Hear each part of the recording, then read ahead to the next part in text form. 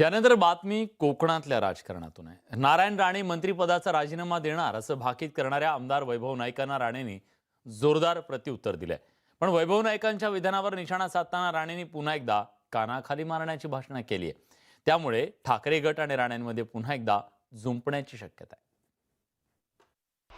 राणेंची पुन्हा कानाखाली देण्याची भाषा, वैभव नाईकांवर टीका करताना विधान, कुडाळ मैदानात राणेंचा नाईकांवर घणाघात, राणे विरुद्ध ठाकरे गट पुन्हा झुंपण्याची शक्यता।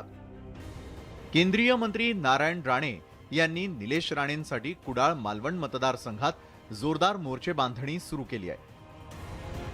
निलेश राणेंच्या वाढदिवसानिमित्त शुक्रवारी कुडाळमध्ये विविध कार्यक्रमांचं आयोजन करण्यात आलंय। यावेळी नारायण राणेंनी थेटपणे वैभव नाईकांवर घणाघात केला।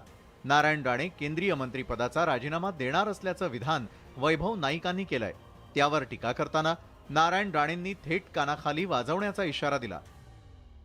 वैभव नाईक भविष्य सांगायला लागला, राणे 2 महिने राजीनामा जसं मला भेटून गेला मी त्याला कानच कान पुढे गेलं तरी कान पडत मागले सांगायची गोष्ट वेगळी। हे सगळं खोटारडेपणा आणि केंद्रीय मंत्री राजीनामा खाली माझा पक्ष या राज्यात आज सत्तेवर आहे, ते सत्तेवर ठेवायचं आहे। खरं तर वैभव नाईक केवळ एवढ्यावरच थांबले नाहीत, त्यांनी सातत्यानं राणे कुटुंबियांना लक्ष केल्याचं पाहायला मिळालं।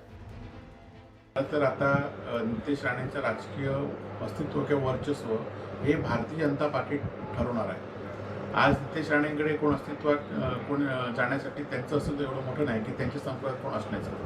त्यांचेच कार्यकर्ते खरं तर रवींद्र चव्हाणांच्या संपर्कात आहे, हे आपण वारंवार या जिल्ह्यामध्ये बघतो। त्यामुळे राणेंचं आता राजकीय अस्तित्व या जिल्ह्यामध्ये संपत चाललेलं आहे। पण आता राणेंनी थेट कानाखाली वाजवण्याची भाषा केल्यानंतर मात्र वैभव नाईकांनी यावर बोलणं टाळलंय। असं असलं तरी राणेंनी कुडाळ मालवणमध्ये केलेलं शक्ती प्रदर्शन पाहता विधानसभेआधीच राणे आणि ठाकरे गटातील संघर्ष आणखी वाढण्याची शक्यता आहे। Bureau report, news 18 Lokmat.